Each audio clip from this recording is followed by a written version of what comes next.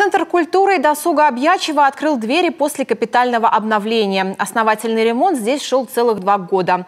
Средства более 58 миллионов рублей были выделены из федерального, республиканского и районного бюджетов по национальному проекту «Культура». Елена Кононова передает из Прилузья. Бело-голубые панели с национальным орнаментом, крыльцо со ступеньками из белых плит, пластиковые окна вместо старых деревянных. Центр культуры и досуга Объячева после капитального ремонта сегодня не узнать. Внутри здания тоже полное преображение. Здесь поменяли все – полы, потолки, отопление, электрику. Коллективы сегодня занимаются в уютных и теплых помещениях. В детском игровом зале хор третьеклассников. Ребята готовятся ко Дню защиты детей. Хормейстер Анастасия отмечает, после ремонта здесь как будто даже помещения стали просторнее. Стало очень светло, ярко, свежо как-то здесь. Акустика даже другая появилась. Ее коллега Никита Чудаев, тоже хормейстер, в Центре культуры и досуга устроился год назад. Как раз во время капитального ремонта, а потому в самом начале своей творческой карьеры приходилось скитаться по чужим сценам. По доброй воле Оксаны Максимовны, директор музыкальной школы, она нас приютила, скажем так, свои добрые руки. Там сидели дружненько в малом зале и спокойненько занимались. Где-то приходилось заниматься там, если получалось, где-то нам разрешали музеи, библиотеки.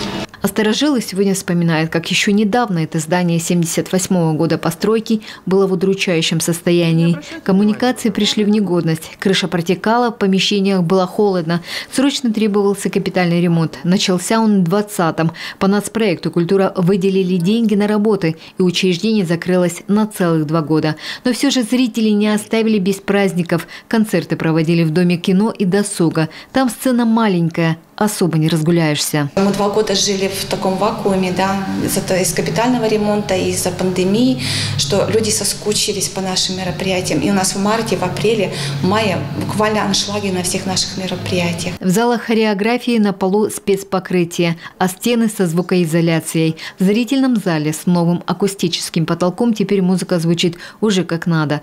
Везде обновили мебель и главное оборудование. Вот, к примеру, электронный микшер – настоящий помощник звукорежиссера во время концертов.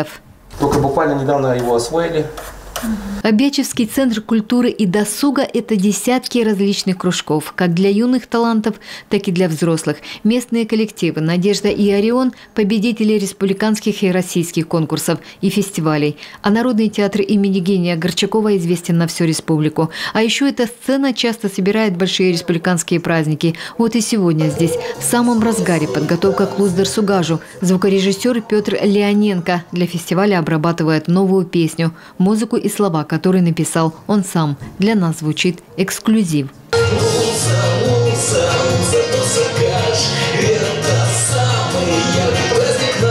Елена Кононова, Роман Боровиков, телеканал Юрган, Прилузский район.